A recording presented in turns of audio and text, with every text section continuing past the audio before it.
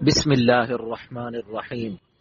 شیخ العرب والعجم عارف باللہ مجدد زمانہ حضرت اقدس مولانا شاہ حکیم محمد اختر صاحب رحمۃ اللہ علیہ، یعنی میرے پیارے دادا جان رحمۃ اللہ علیہ کے دروس مثنوی پر مشتمل کتاب درس مثنوی مولانا روم مجلس درس مثنوی 23 شعبان المعظم سن 1418 ہجری مطابق 24 دسمبر سن 1997 بروز بدھ بعد فجر بمقام خانقاہ امدادیہ اشرفیہ گلشن اقبال کراچی۔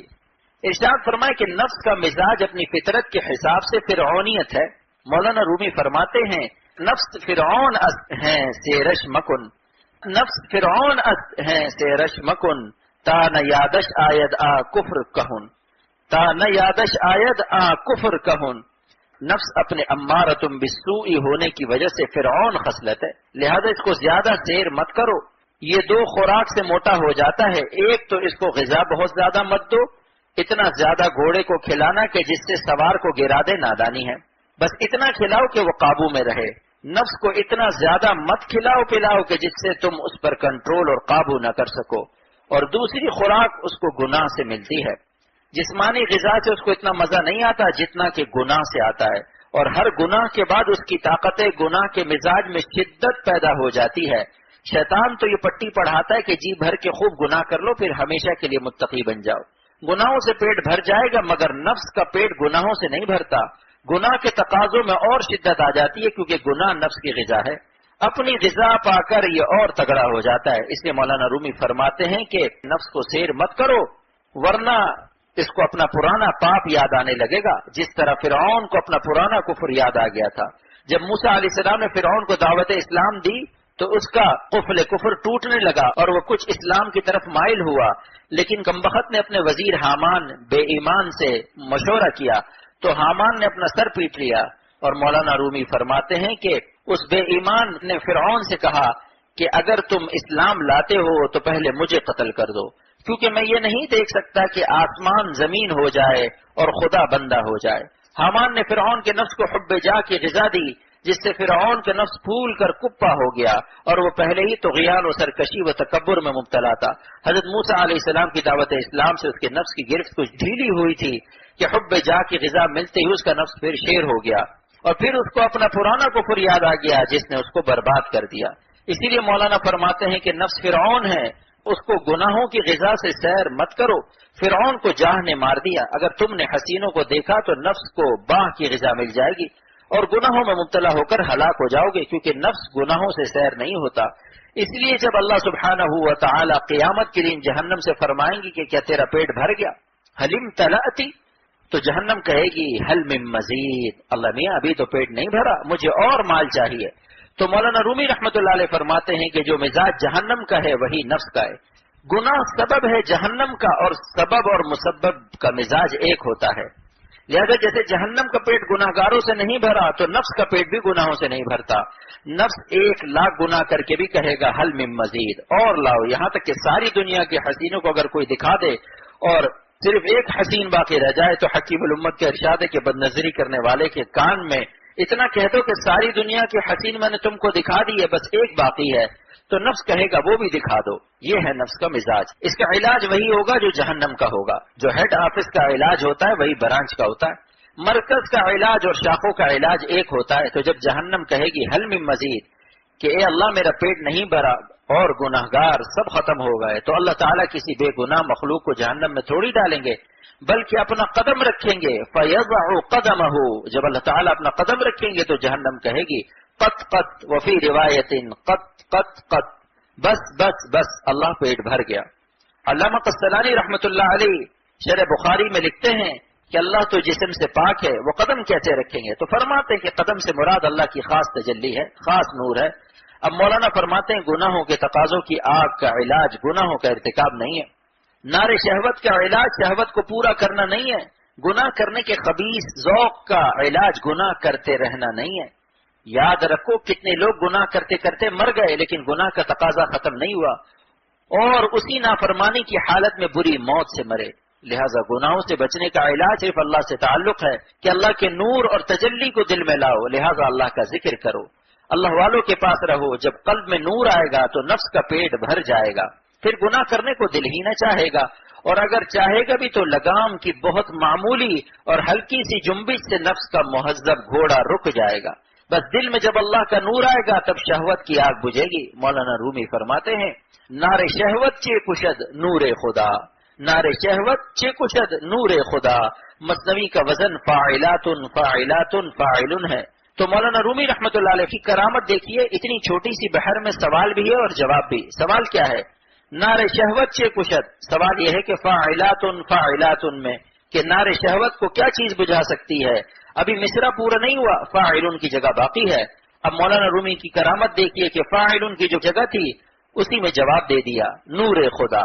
یعنی اللہ کا نور جب دل میں آئے گا تو تمہارے گناہوں کے تقاضے ایک دم بجھ جائیں گے، کیونکہ نور کا مزاج ٹھنڈا ہوتا ہے اور نار میں تکبر اور اکڑ ہوتی ہے.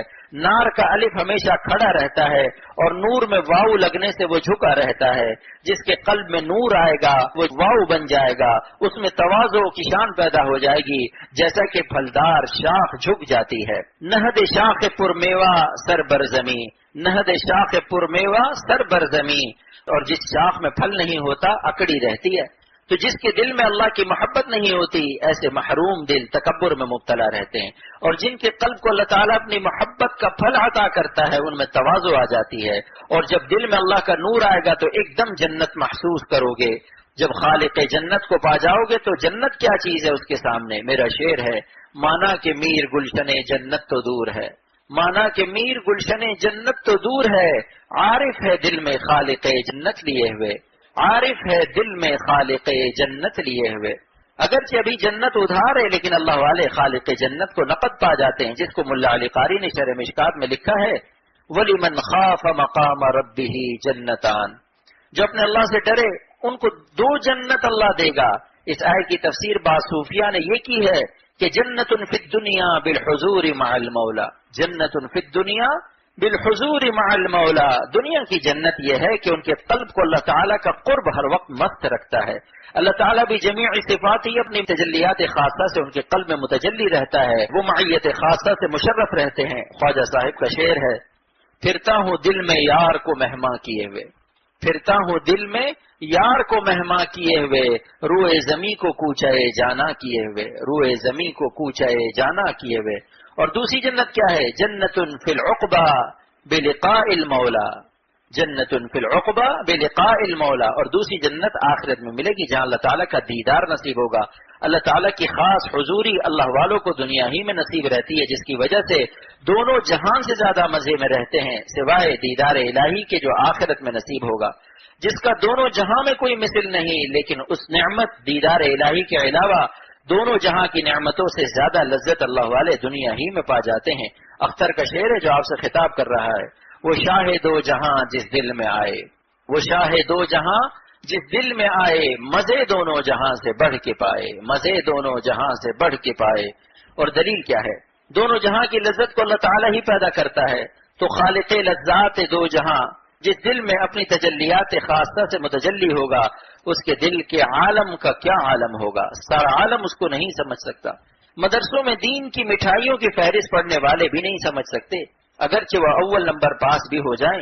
فہرست کا امتحان دینے میں مولانا گنگوہی رحمۃ اللہ علیہ سے جب پوچھا گیا کہ آپ حاجی امداد اللہ صاحب رحمۃ اللہ علیہ کی خدمت میں کیوں گئے مرید ہونے، جبکہ آپ بخاری شریف پڑھا رہے ہیں، سمرقند بخارا اور تاشقند سے طلبہ پڑھنے آ رہے ہیں، سارے عالم میں آپ کا ڈنکا پٹا ہوا ہے اور حاجی صاحب تو عالم بھی نہیں ہے. تو فرمائے کہ دین کی مٹھائیوں کی جو فہرست میں نے مدرسے میں پڑھی تھی وہ مٹھائیاں مجھے حاجی صاحب کے ہاں کھانے کو مل گئیں. فرمائے کہ حاجی صاحب سب مٹھائیاں کھاتے تھے اگرچہ نام معلوم نہیں تھا، اور ہم لوگوں کو نام معلوم ہے، مسمى ہمارے پاس نہیں ہے. ایک گلاب جامن رٹ رہا ہے اور اول نمبر پاس ہو گیا، اس کے اجزاء بتا کے مگر منہ میں گلاب جامن نہیں ہے. تو اسم کے رٹنے سے مسمى کا ملنا لازم نہیں ہے. مسمى ان سے ملتا ہے جو مسمى والے ہیں، جو صاحب نسبت ہیں، جو اللہ والے ہیں. میرے شیخ فرماتے تھے مٹھائی ملتی ہے مٹھائی والے سے، کپڑا ملتا ہے کپڑے والے سے، امرود ملتا ہے امرود والوں سے، آم ملتا ہے آم والوں سے، اور کباب ملتا ہے کباب والوں سے. تو اللہ ملتا ہے اللہ والوں سے. ابھی تو مولانا کی ایک ہی مصرے کی شرح ہوئی، پورا شعر یہ ہے نار شہوت چے کشد نور خدا، نور ابراہیم را ساز اوستا. سینما وی سی آر اور ٹیڈیوں کو دیکھنے سے تمہارے قلب کو سکون نہیں ملے گا.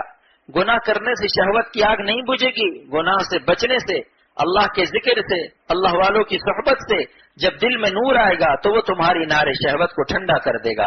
اور آگے کے مصرے میں اس دعوے کی دلیل بھی ہے، نور ابراہیم را ساز و استاد، فرماتے ہیں اے استاد دیکھیے، یہاں مولانا نے ہم سب کو استاد کہا اور تعلیم دے دی کہ استاد میں ایسی شفقت ہونی چاہیے کہ کبھی دلجوئی کے لیے شاگردوں کو بھی استاد کہہ دے۔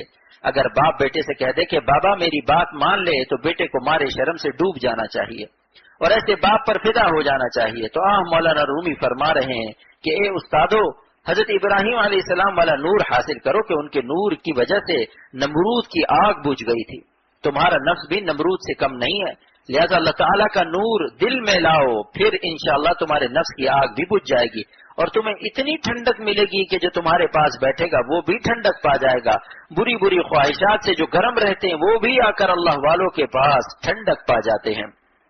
لحن مرغان را اگر واقف شوی، لحن مرغان را اگر واقف شوی، بر ضمیر مرغ کے عارف شوی، بر ضمیر مرغ کے عارف شوی۔